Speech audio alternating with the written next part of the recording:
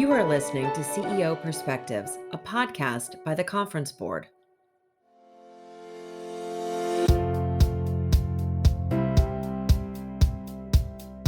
Welcome to this episode of CEO Perspectives, a new podcast series by the Conference Board. CEO Perspectives are conversations that take an objective, data-driven look at a range of timely topics that matter most to business executives. To help make sense of these topics and how they'll unfold, we'll sit down with thought leaders and do what we do best at the Conference Board, provide insights for what's ahead. I'm Steve Odland, the CEO of the Conference Board and the host of this podcast series. Today's conversation will focus on leadership. What's the most effective way to lead, and how does it differ between the military and the private sector? Joining me today is former General Jim Huggins, who currently is a partner at the McChrystal Group, formerly a three-star general, did 7 combat tours, was COO of the Army in the Pentagon, did 35 years total in the Army, directed 1.1 million soldiers, 330,000 civilians, $170 billion budget. Jim, I can't think of a better person who has more experience in leadership than you. Welcome. Thank you very much, Steve. It's great to be with you this morning. So, Jim, talk a little bit about your career in Army. You know, our listeners are mostly business people, and the Army is sort of a bit of a mystery to them, but your career was just incredible. Well, thank you very much for that kind introduction and those words. I would say that to start with, I'm really a simple soldier. I'm the son of a soldier who was the son of a soldier. And that said, my father was a sergeant major. He could never figure out why I wanted to be an officer. So I went wrong from Jump Street. But I guess from humble beginnings, you can surprise some folks. And I have just, found the military. The military liked me. I had a few very, very significant events occur early in my career, combat related. And I really found that it was something I had a great deal of passion for. And I realized the importance and the privilege it was to be able to lead so many men and women. In one of your primary roles, you were the head of the 82nd Airborne, and I just am always amazed. I have some friends who were in the 82nd, and the fact that you guys were put at the tip of the spear on all of these very high stress, very high profile missions, really put you on the hot seat from a leadership standpoint. It is. I mean, the nation has a lot of different interests. And what we used to say all the time is when you actually put boots on the ground, that signifies a pretty strategic national intent. So there is a requirement to be able to go what we called wheels up in 18 hours or less anywhere in the world. Usually you'd leap out at about 2 o'clock in the morning and be in a different country once you got there.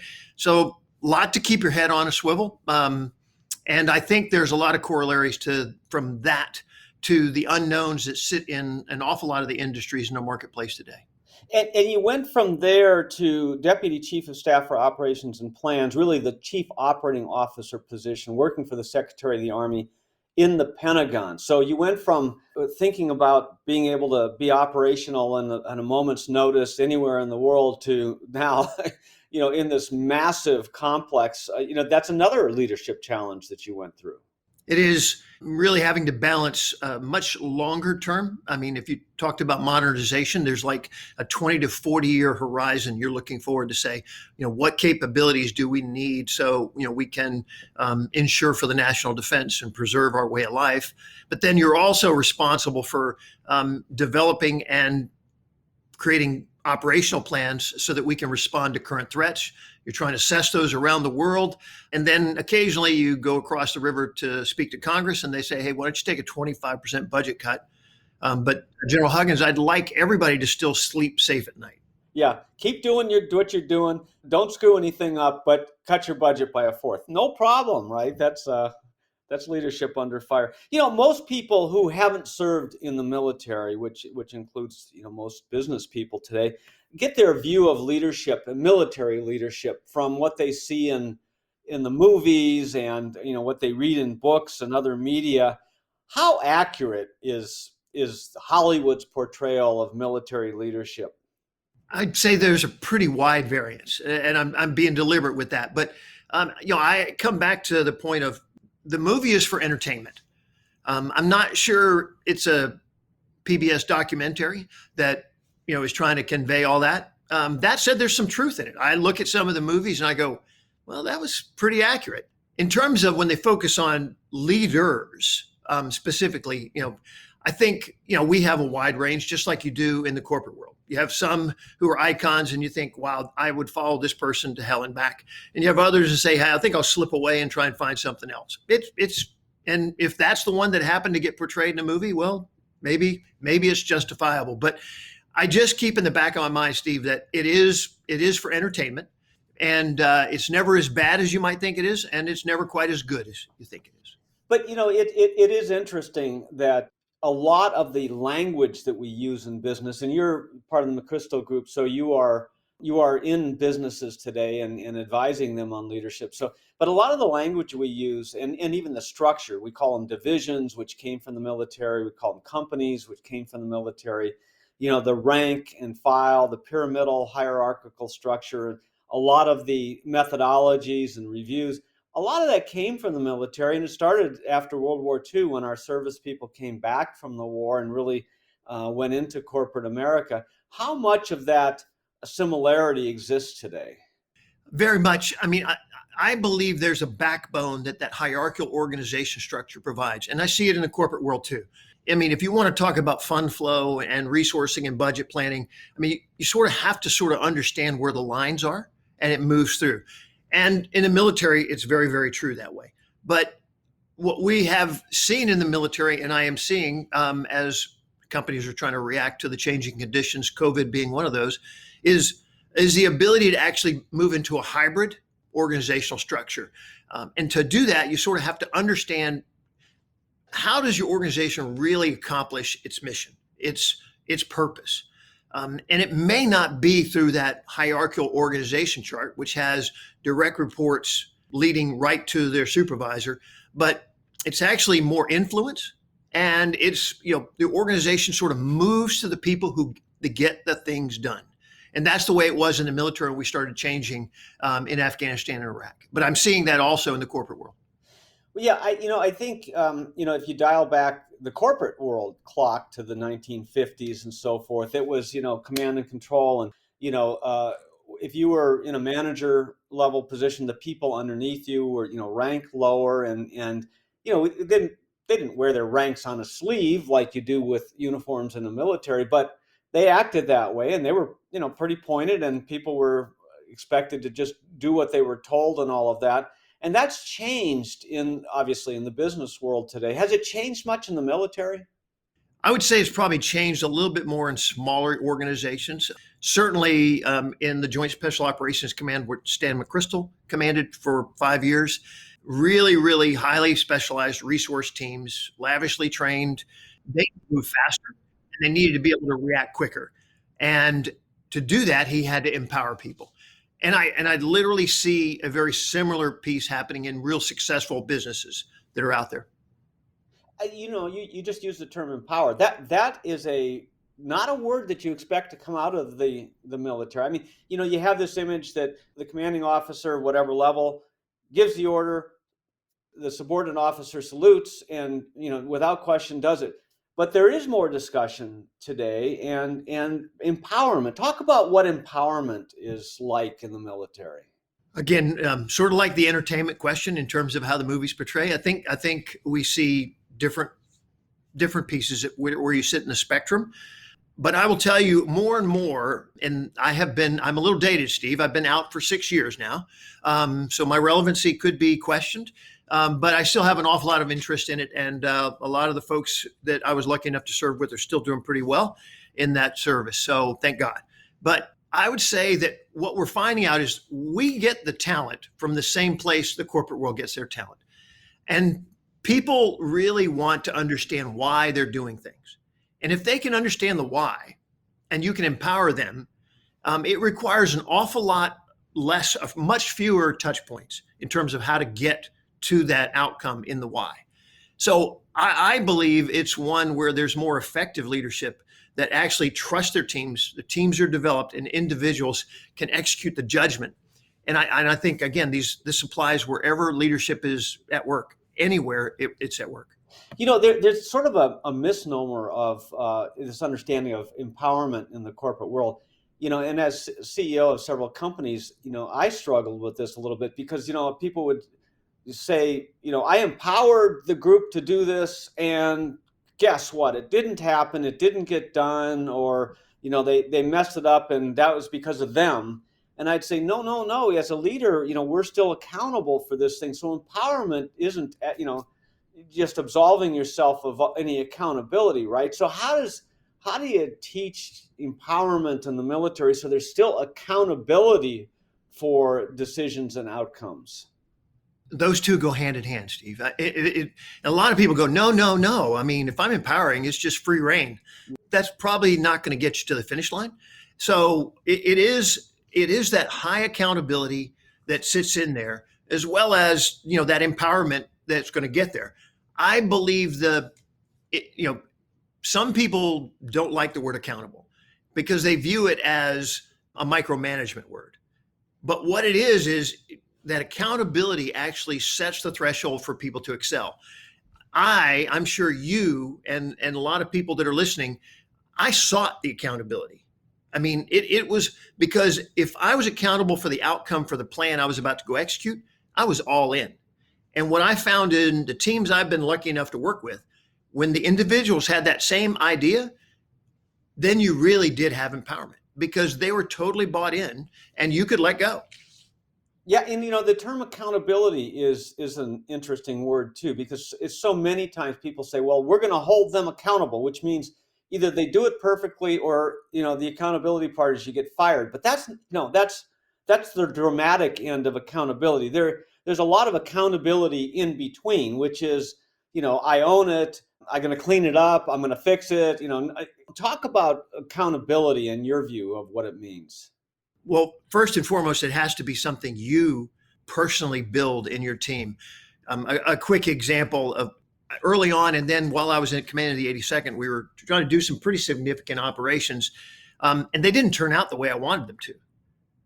And it literally, Steve, it was not a good outcome. And it was 3 different units, and all of that was not to my desired outcome. What I had to do was actually hold myself accountable first. And I had to actually bring everybody back in and say, I don't think I gave enough guidance with clarity in terms of what my expectations were, because there's no way all 3 of those units would have failed to hit the mark. So I said, something I misspoke on, I didn't convey correctly. I will tell you that moments like that really are significant for your subordinates and your teammates. They will go, wow, I thought I was going to come in here and get taken to the woodshed, but instead, we did a reflection and said, how could have this gone better? And the first person that spoke up was the guy in charge. Accountability starts with me. If you're leading the organization, it's not accountability to your directs. Yes, that's there too. But if you're not willing to do it and hold yourself accountable, I think it's hard to do that for your teammates. So leadership's about accountability. It's about empowerment, but empowerment is not absolution of accountability. It's about putting the processes in place. It's about what you're saying, teaching people, making sure that clarity of communication, making sure that the metrics are there, the follow-up is there, such that, you're shepherding it along. And that's what I think a lot of people miss on empowerment. And I think very, very clear point of view from your experience. We're talking to former General Jim Huggins, partner at the McChrystal Group. So far, we've talked about effective leadership in the context of the military. But what are the characteristics of a good leader? We'll talk about next. We're going to take a short break and be right back. As war rages in Ukraine, the Conference Board is closely monitoring the situation and producing timely and relevant content on a daily basis that will help the business community navigate this global geopolitical unrest. What will the impact be on oil prices, food prices, our supply chain, and what about cybersecurity? How will this conflict impact the way your organization does business around the world, and how will you communicate this crisis to customers and employees? We're gathering the very latest content on our website. Just head to conference-board.org and find trusted insights to help you and your team lead with confidence. Welcome back to CEO Perspectives. I'm your host, Steve Odland, the CEO of the Conference Board, and I'm joined today by former Chief Operating Officer of the United States Army, former General Jim Huggins. Jim, what are the traits of great leaders today? What style is most effective? Steve, I think if I absolutely had that answer for everybody, I'd be writing a few other books myself and probably be on the New York bestseller list. But for me, styles of leadership vary, and different books you read, there could be four, there could be six, there could be eight, anything ranging from authoritarian to democratic to laissez-faire. But for me, it's the style of leadership has to fit the situation. And leaders have to be able to adapt to that. So greater risk, less risk, greater time, less time. What are you going to be more directive? You're going to be more democratic and ask for input to go through that. All that aside, I mean, the first thing for me is the basic premise is that you have to be willing to do anything you're asking someone else to do. And you have to have the wherewithal. Never forget where you came from. You have to have that capability, because if your people know that you understand, I think they'll go that much farther for you.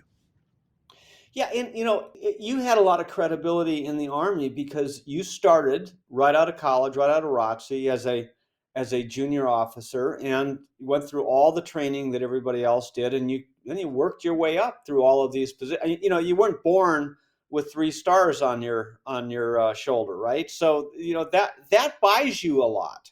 I don't know if I thought about it in that context in the moment, but I really did. I never worried about the next job. I focused on being really good at the job I was doing. And I thought that's another thing I talked to a lot of younger folks with as I've gone through my career. Yeah, you may have to have an idea where you need to go, but it really is focus on the moment you're in and being the best you can at the job you're doing. Things will take care of themselves. Yeah, and you have to trust leadership a little bit in this, and I think we've gotten upside down. Early in my career, you were expected to go where you were told to go and do what never question it, never ask for feedback. But today it's almost too far the other way, which is you're constantly being told where your people, how high they want to be promoted and when, and it's like, well, we have a job to do here, and so there's got to be a balance, I think, and the pendulum's got to swing to that balance. I would agree. For me, the balance sits between another piece of is you have leaders, you have followers, and you have the environment or the context. And I've always believed that how you follow is how you lead. In other words, are you the person who comes back from your boss's meeting to your team and go, boy, that was a really stupid idea. I can't believe the boss is thinking about that. I tried to tell him it was a bad idea, but he said to do it, so we're going to go do it. Instead of being the person who comes back and says, hey, we got a tough job in front of us. This is where the company's going. This is our role. And you actually own the decision personally. Then you send your team a message on how you're following, and that is the expectation on how you're going to lead. Does that make sense? That's really interesting. So, your point then is that in order to be a good leader, you have to first be a good follower, because everybody has a boss and every company has a strategy. Even if you're running the company, you have to follow the strategy. You just can't go do your own thing. And following that and how you interact and how you accept that and how you execute that then gives a signal to your people. That's an interesting concept. It is. I think it will leave a very large assailable flank if you follow the example I gave. Because, I mean, who's to say that my team wouldn't go, well, if the boss can behave that way, maybe they're going to go back to their team and go, I can't believe Jim Huggins just said that. That was the dumbest thing I ever heard. I said that about my boss, so why would I expect them to do anything different for me? Yeah, it's a really great point. Well, they say that leadership is not about command and control anymore. It's not about ordering people what to do. And I think so many people still have that image of leadership, but it's really about being inspirational and inspiring followership, particularly, and there's still, the military still has to, you have to, in the heat of battle, you've got to do and follow orders, and, because it's life or death. In business, thankfully, I guess in some medical conditions and so forth, there's life and death involved. But for most of us in business, it's not life and death, and so you've got a little bit more time to be introspective and to answer questions. So this whole inspiration of followership is pretty important, and you I know you believe that. It is. But Steve, I just caveat quickly that I got it. And I do hear the same comment you just made. And depending on the various industries I'm lucky enough to work with, well, people say, yeah, but Jim, I know it's about life and death in the Army and the military, what you're doing. It's not that way here. Certainly in healthcare, yes, there is some life and death. But even if it's not, if their jobs are their livelihoods, it's how you take care of your family. I mean, your most important thing in your life is probably your family, but you have to have that. You have to be able to provide for them. So, and I am not just trying to say, no, it's really, everybody's important. I am saying that, but I do believe the decisions my civilian counterparts made are equally hard. Maybe someone's not going to lose a leg or have a vehicle blown up and 6 people die.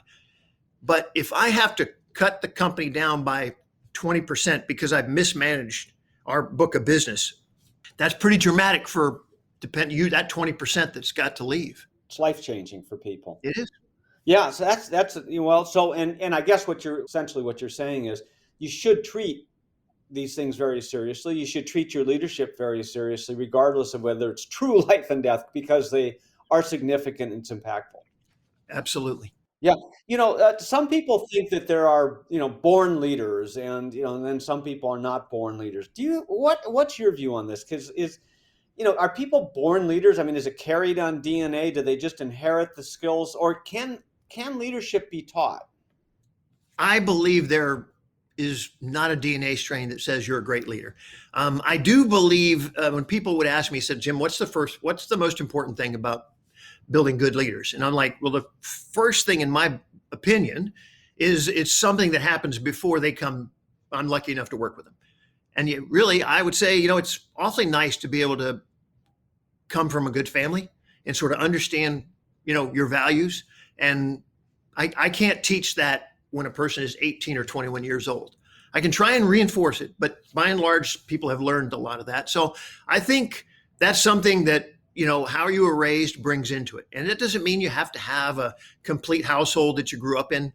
We all know stories where that's not the case. But I do believe that foundation has to occur well before they get to us about trying to make people good leaders. That's the first piece. And the other part for me is humility. I think that's the one thing I saw fall aside, and I thought it was just for the military. And then I came out lucky enough to do what I do here and working with some of the Fortune 500s. And the number of leaders who lose self-awareness as they continue to rise to different positions is probably a little bit more alarming than I thought it would be in the civilian world as opposed to the military. In the military world, I will tell you, it was an Achilles heel. I mean, maybe you developed a complex where you thought that you were above it all. You continue to rise. You were leading men and women in combat. You were doing great things, and it is an Achilles heel. I would stand by that. But I do believe it relates over to the civilian world also, Steve. So basically what you're saying is that you've got to have humility and you have to have an ethical base, but that you can learn leadership techniques and you can learn how to be a good leader. Some of it is through observation, but some of it can be taught. And it's very interesting. And there's a lot that's made about introverts versus extroverts. And there's this view that extroverts are the leaders because they're loud and they stand up and, whatever. And that introverts are the quiet people and they make good analysts. But that's not necessarily the case, is it? I would agree with you 100%.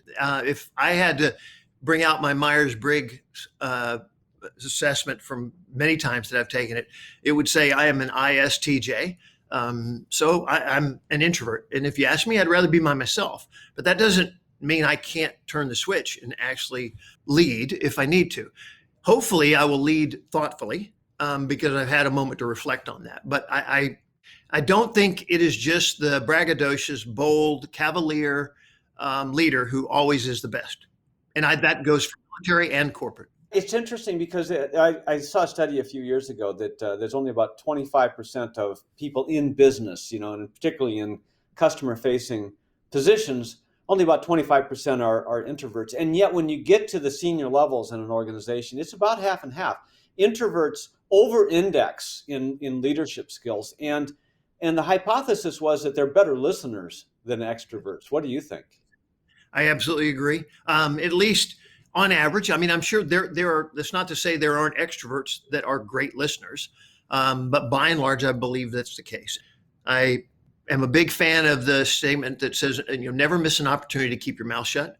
And I will try and do that. And I do believe, as you said before, some of this leadership is taught.